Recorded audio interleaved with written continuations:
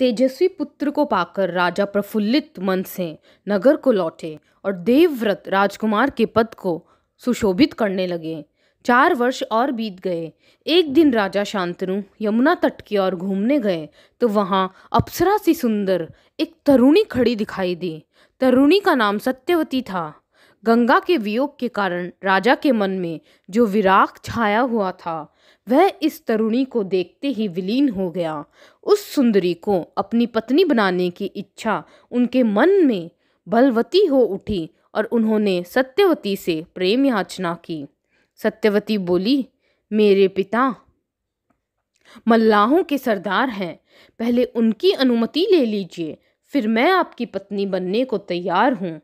राजा शांतनु ने जब अपनी इच्छा उन पर प्रकट की तो केवटराज ने कहा, आपको मुझे एक वचन देना पड़ेगा। राजा ने कहा, जो मांगोगे दूंगा, यदि वह मेरे लिए अनुचित न हो। केवटराज बोले, आपके बाद हस्तिनापुर के राज सिंहासन पर मेरी लड़की का पुत्र बैठेगा। इस बात पर आप मुझे वचन दे सकते हैं। केवटराज की शर्त राजा शांतनु को नागवार लगी। गंगा सुत को छोड़कर अन्य किसी को राजगद्दी पर बैठाने की कल्पना तक उसने न हो सकी। निराश और उद्विग्न मन से वह नगर की ओर लौट आए। किसी से कुछ कह भी न सके, पर चिंता उनके मन को कीड़े की तरह कुतर कुतर कर खाने लगी।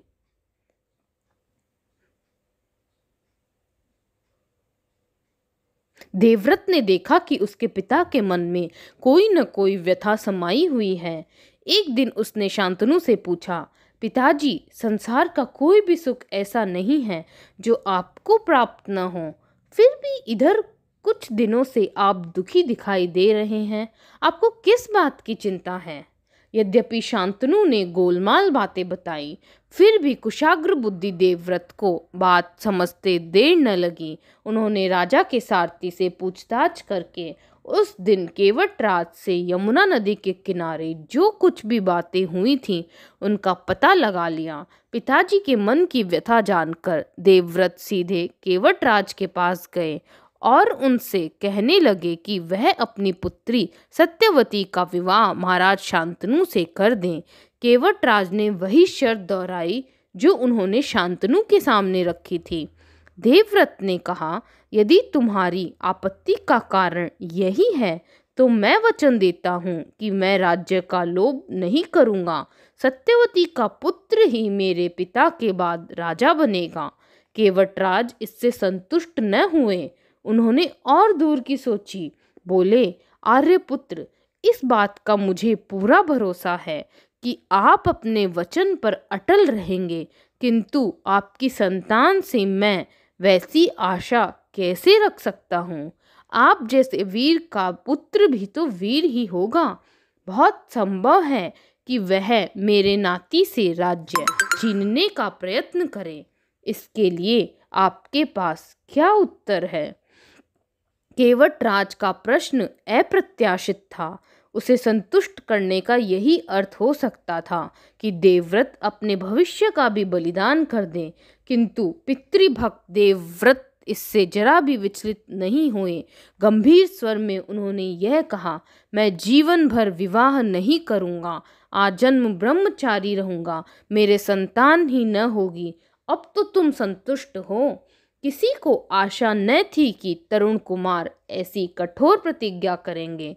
देवव्रत ने भयंकर प्रतिज्ञा की थी, इसलिए उस दिन से उनका नाम ही भीष्म पड़ गया। केवटराज ने सानंद अपनी पुत्री को देवव्रत के साथ विदा किया। सत्यवती ने शांतनु के 2 पुत्र हुए, चित्रांगद और विचित्रवीर्य।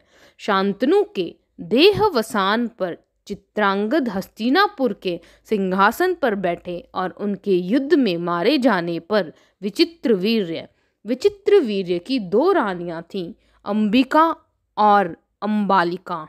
अंबिका के पुत्र थे धृतराष्ट्र और अंबालिका के पांडु। धृतराष्ट्र के पुत्र कौरव कहलाए और पांडु के पुत्र पांडव।